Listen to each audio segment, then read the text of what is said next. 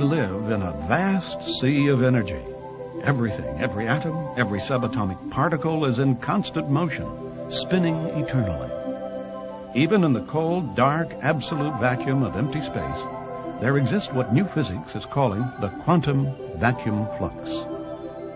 It is the ether of the ancients, the life force energy of metaphysics, are the random fluctuations of this vast field of potential in which space and time are embedded. Now, theoretically and mathematically proven, the question no longer is, does this zero-point energy exist? But rather, can we tap this inexhaustible resource of free and unlimited energy and manifest new technologies which are both inexpensive and environmentally safe?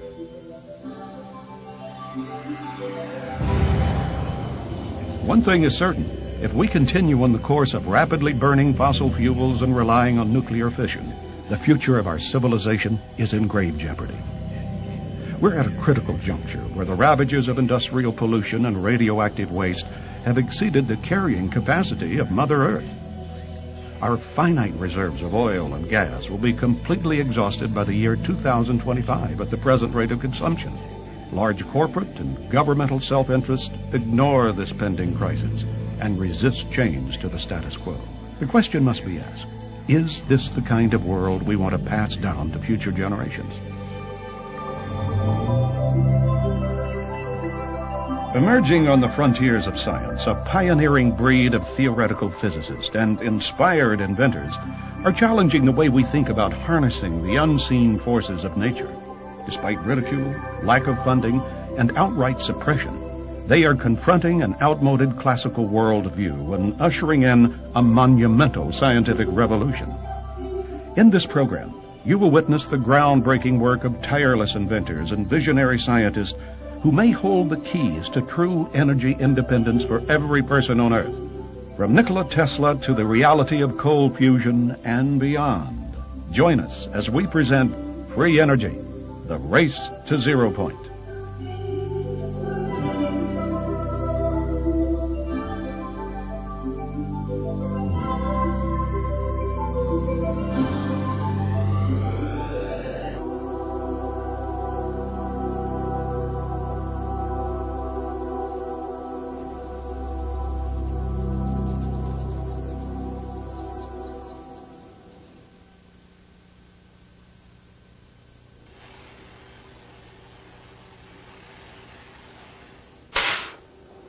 Most people would agree you can't get something for nothing. There's no such thing as a free lunch. And yet, we get our oxygen free from the air we breathe. We get sunlight free, and water, that used to be free until bottled drinking water came along. But what about energy? We've always had to pay for that, whether it's wood or coal, oil or electricity. It's always been the rule that you can never get back more energy than what you put in the first place. That's a fundamental law of nature. Physicists of the 19th century figured that out with the first law of thermodynamics, the conservation of energy. Maybe so. But science has come a long way since then. And laws? Well, there's never been one that hasn't been broken.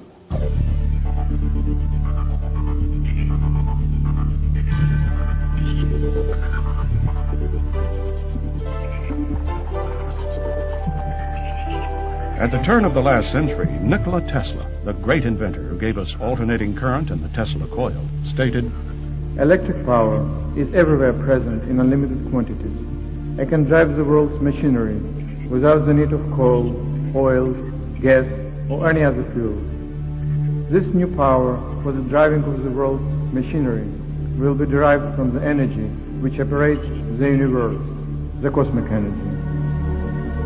With over 200 patents to his name, Tesla was well on his way to transmitting electric power without wires when he ran into trouble with J.P. Morgan and the financial interest of 1901.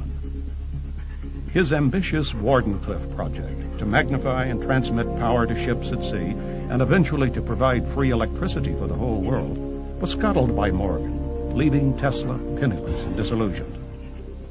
The wealthy industrialist of the time knew that their vast plans to wire the world with copper from the mines they owned would be upset if they could no longer control the supply and means of delivery.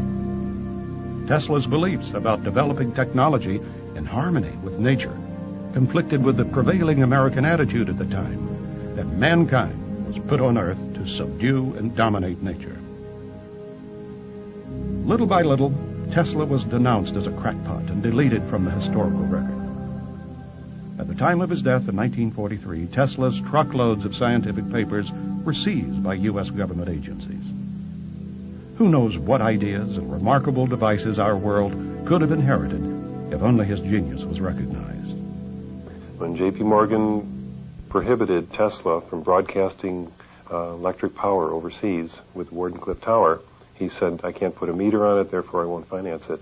That literally changed the course of history, and for the past almost 100 years, we've been suffering under that profit motive. Of course, one could say that mankind was hardly ready to handle the awesome forces Tesla had glimpsed. The 20th century would bring world wars and technological innovations far more horrific than had ever been witnessed by Western civilization. Even before Tesla, the groundwork that would lead to free energy had been pioneered by great scientists like Michael Faraday and James Clerk Maxwell. In 1831, Faraday modeled his rotating magnet and disk generator after the Earth, whose rotation around a molten metal core keeps the planet spinning in a self-sustaining magnetic field. His work later resulted in the development of the dynamo.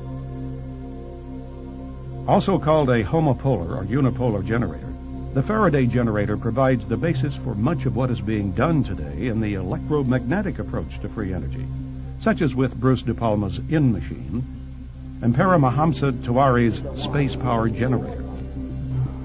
Repeated experiments have detected anomalous electrical outputs greater than that used to rotate the disk.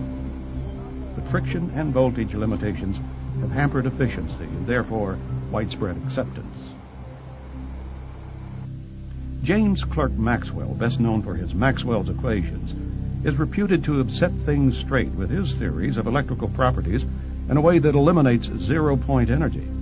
But Maxwell's more advanced work allowed for the existence of an ether, a substance finer than air, which since the time of Plato had been considered a scientific fact.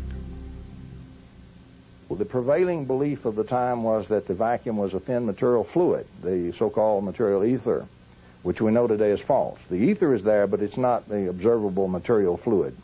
Faraday had re-established this notion of lines of force, but he thought the electromagnetic field or the electromagnetic disturbances in the ether, so to speak, was really twanging strings. The strings were under tension, and when you had a disturbance, what you really did was pluck the strings.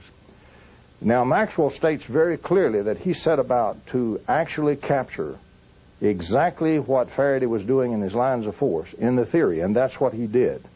Maxwell's actual theory is 20 equations and 20 unknowns in quaternions, which is a higher topology algebra. You can do things in that you can't dream of in doing in tensors, and you certainly can't do in vectors, and you certainly can't do with the theory that's taught at our universities. All that remains to be rediscovered and uncovered. The now famous Michelson-Morley experiment at the turn of the century failed to detect a stationary ether, so classical physics presumed once and for all that it did not exist. The case was closed until quantum mechanics reopened the discussion.